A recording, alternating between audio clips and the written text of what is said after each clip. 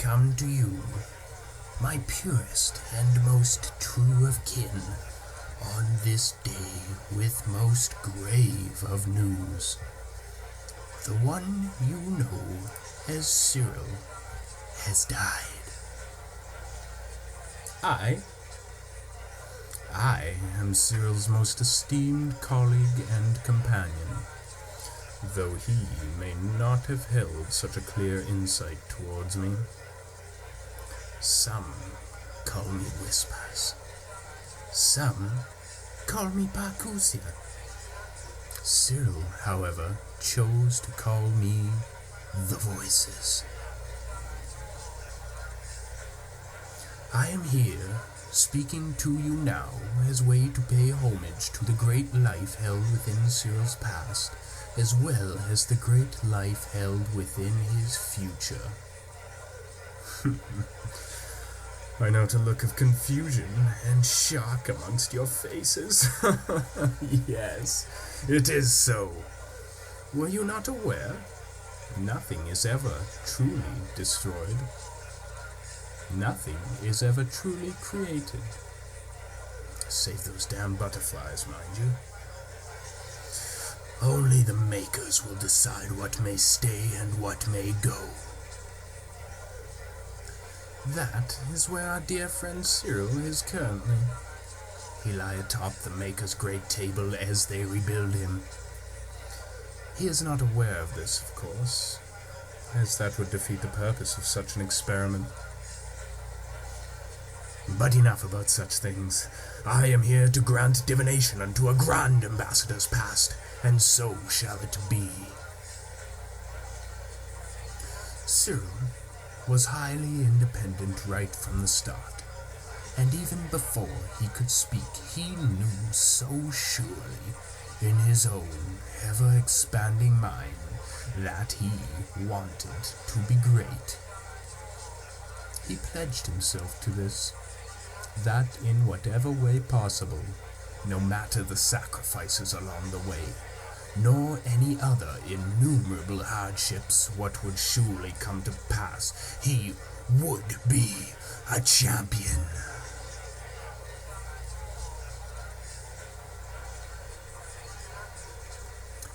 We'll now skip forward several years to a truly climactic event in Cyril's life. There once was a dumpster in a certain academy's yard. Around this dumpster there was a fence. Between said fence and given ground there was a space.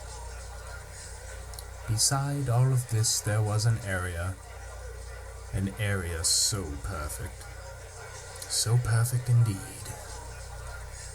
Perfect for what, you ask? Perfect for constructing an unconquerable fortress of icy walled towers with ramparts of snow, of course, I answer. During his first season of academics, well, this is exactly what the young ambassador did. He adorned his most eloquent, puffy, blue winter jumpsuit and trekked off across the schoolyard tundra. He began his project with great enthusiasm, and had come nearly to completion. That's when the unthinkable occurred. A great and terrifying beast had appeared on the horizon, and was gaining on Cyril's grand structure, and he, with haste. Cyril identified the creature as being at least a third, maybe even a fourth seasoned bully, released from deep within the confines of the academy. It lumbered forth at such an astonishing pace. "Attack!" I screamed. "Attack before it reaches the gates!" But Cyril did not comply. With unbelievable force, the beast came crashing through the front ramparts, not even allowing the cloud of snow to settle before it began pummeling Cyril. "Attack! Attack! Retaliate! Slay this monstrosity!" I bellowed at he the entire time, but he just would not, could not comply. Finally, the monster took Cyril by the scruff of the neck and inserted his head into the space between the fence and the ground, a space where heads do not fit, even at that age. This is probably an appropriate time to inform you that Cyril is quite claustrophobic, and being stuck under the remains of a once great snow fort, as well as having his head irreversibly wedged between a dumpster fence and the frozen, icky ground, did not attend well to this matter. No, not well at all.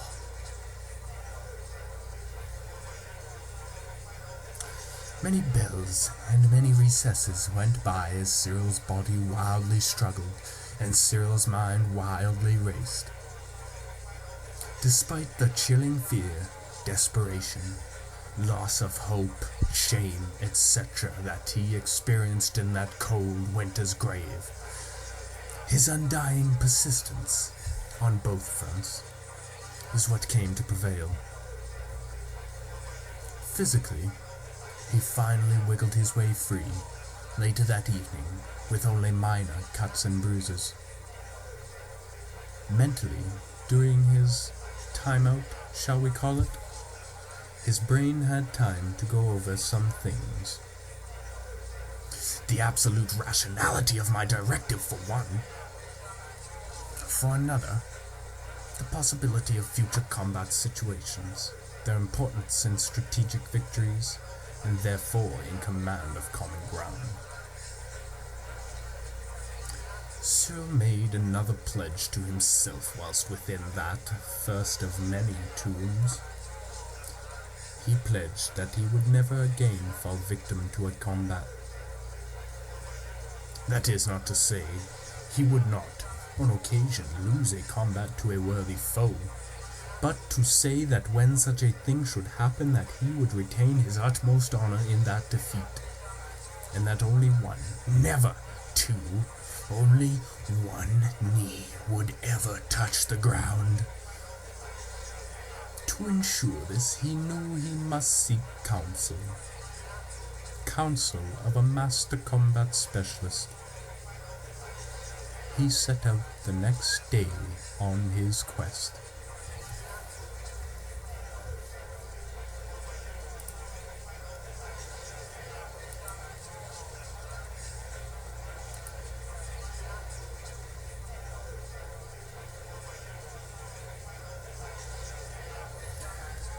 It was not until years later that Cyril found that specialist, long enough to have forgotten why he was upon his quest.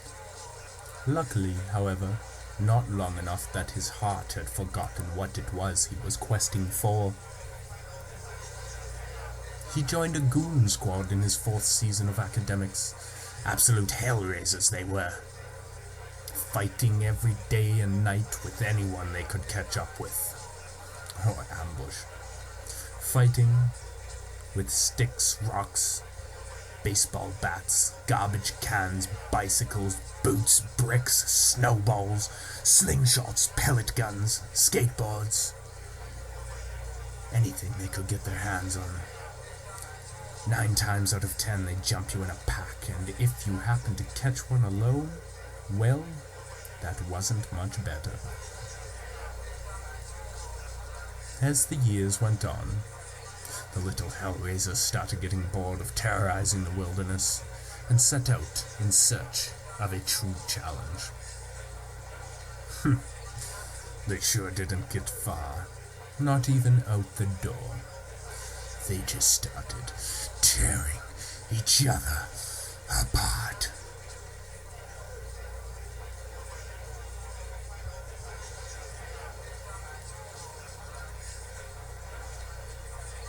Many years of silent solitude followed. I allowed the ambassador his peace.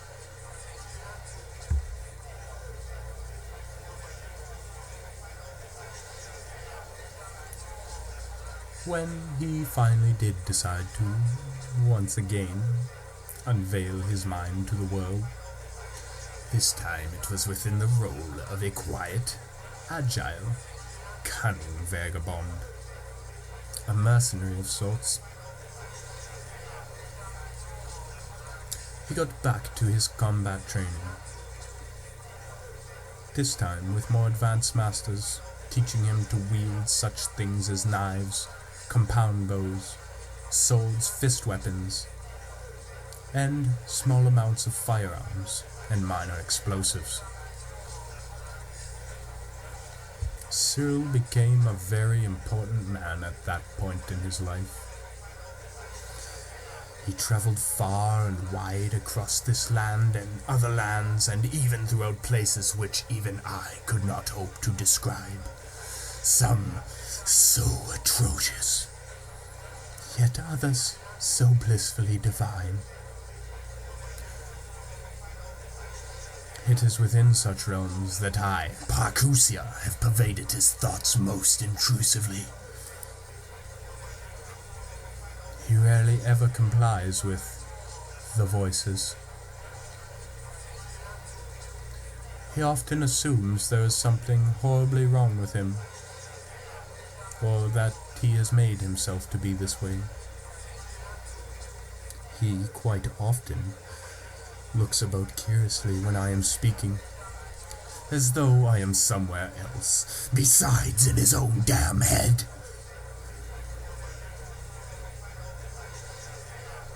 At a certain time in Cyril's life, not so many years back actually, he had come to an absolute standstill upon life's journey. I was doing everything I could to push him back upon progress's trail. I was relentless at my task. Soon, Cyril couldn't handle it anymore. He had clawed and raked his skin. He had tried to burn the demons out. He had tried, on many occasions, wildly flooding his brain with massive doses of adrenaline in attempt to purify the sight. And he had tried using, and using, and using, until all the brain cells that might harbor such a pestilent function had been killed off. He has even harbored suicide among this ordinance.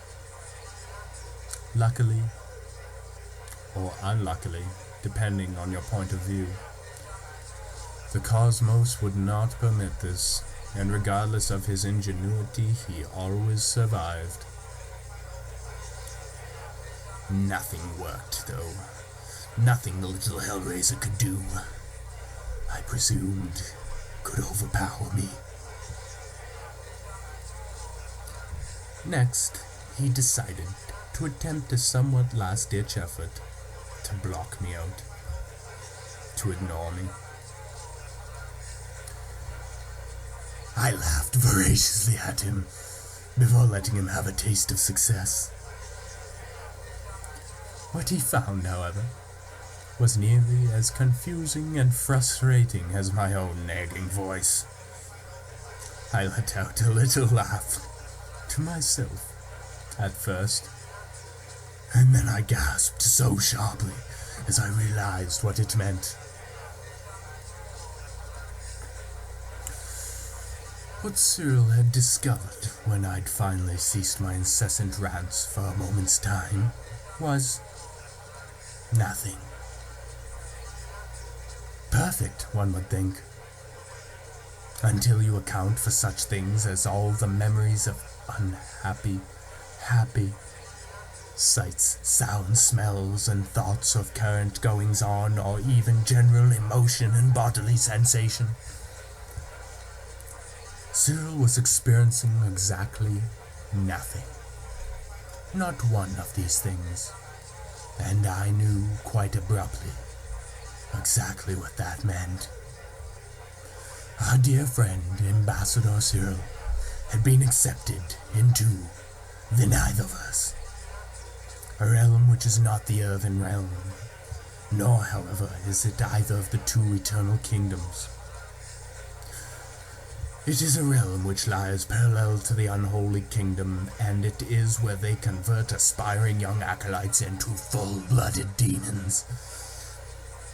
It also is where demons come to replenish their sustenance after being wounded in battle.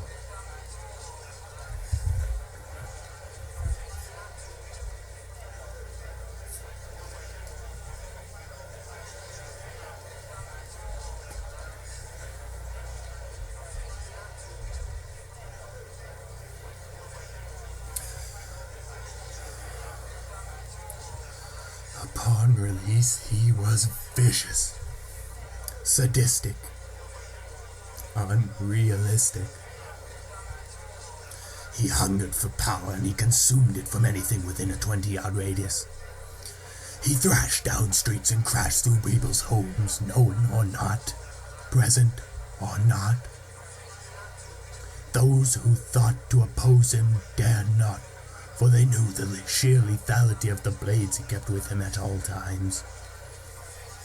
Even I tried to intervene, but he was so consumed that I could not reach him for quite a very long time. For Cyril was now among the Legion.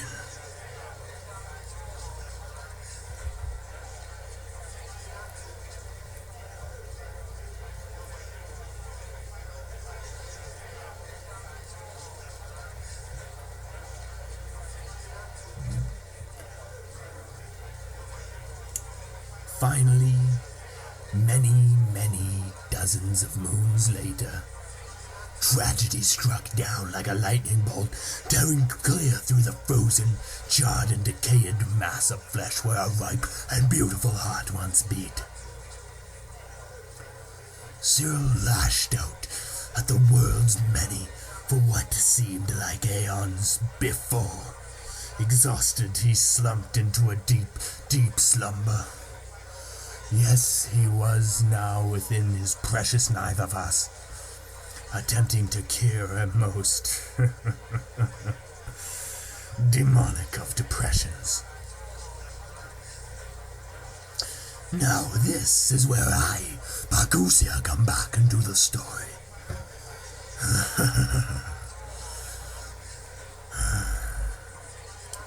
Cyril noticed them quietly, indistinguishably at first, and thought, what is that bothersome racket? When his mind finally tuned in to my commanding presence, he was aghast. He thrashed and flailed and tried all of his usual tricks to inhibit my barking adjurations. This time, however, nothing would hinder my resolve. I must give testament to our young warrior's sheer willpower and discipline. He denied me satisfaction for so very long. Given I was contending that he betray his masters in the most unforgiving of ways, and forever forsake the comforting wraps of darkness, along with the promises that when he had completed his work, the pain would end. Minor detail, really. I tirelessly hounded him for 2 full years, until his mind more or less collapsed from the stress and pressure I had put it under. Which is a good thing, in my opinion. The result of which, although not instantaneously moved unto, was not by any measure a slow process. It was quite quick, unequivocally painful, and even more so for a highly decorated and esteemed full-blooded demon. Cyril entered a post-demonic state, known only as sufferance.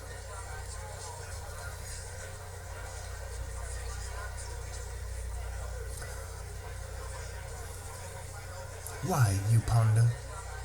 Why? Why is this good, Parcusia?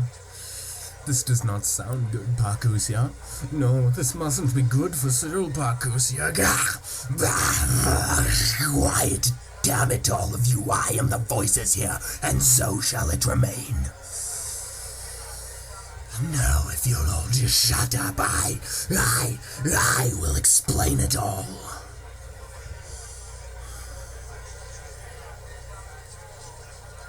This is a good thing.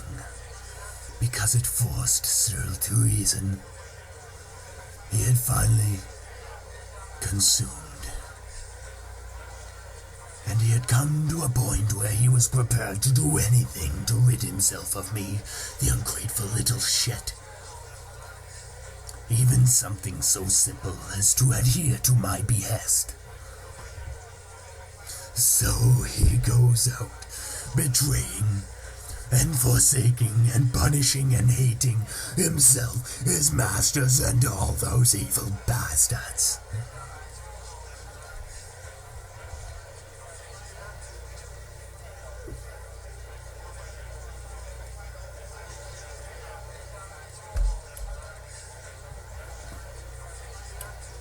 What we would have after such an occurrence would be this. A demon in sufferance, stripped of all rank, title, honor, etc. he had ever gained throughout life, whom has about 70% of the earthen kingdom futilely attempting to combat him, 10% of that kingdom enslaved by him, and the remaining 20 terrified by even the whisper of his existence.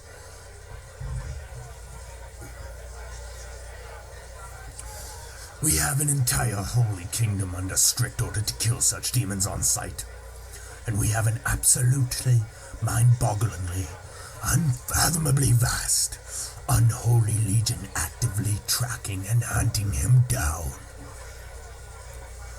When Cyril himself came to this same conclusion, his mind collapsed even further, which evidently resulted in his untimely death.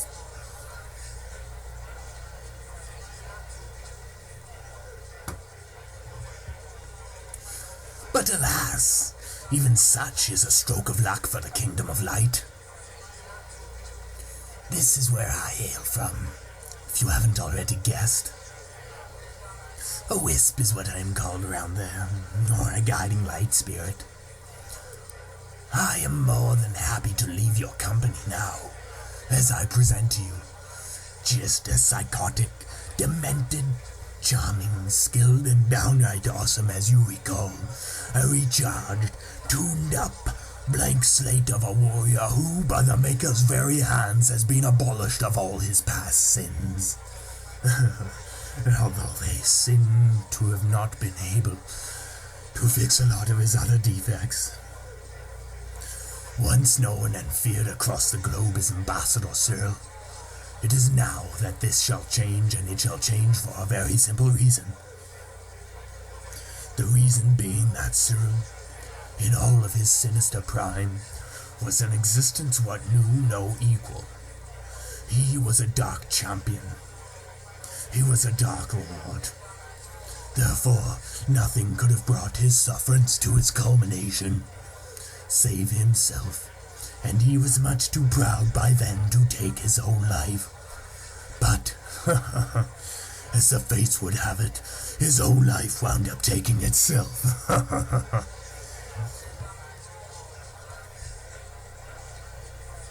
So, Cyril, for having slain the what was once a great monstrosity, what was ironically yourself, and ridding the lands of the feared and impenetrable Ambassador, I dub thee henceforth Cyril the Kingslayer. May he be kept in your prayers, and this time through choose a different path.